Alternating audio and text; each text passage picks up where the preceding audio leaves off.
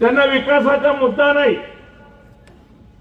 काय विकास केला हे काय म्हणायचं नाही, परंतु शिरीष दादा हे काय धंदे करतात, हा काय करतो, याचे मुलं तिथं उभे आहेत, यांच्या पाटा पाडायला जाऊ, यांच्या असं करायला जाऊ.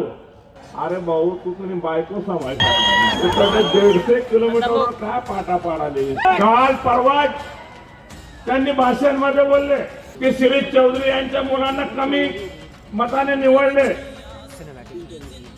त्यांना मी आता लेटर आणून दिलं की एक मुलगा 300 मताने निवडला आणि दुसरा मत 1875च्या लीड आहे नगरसेवक या पदासाठी. परंतु बोलायचं म्हणून बोलायचं, चाट मारायची म्हणून चाट मारायची, काम काय करायचं नाही.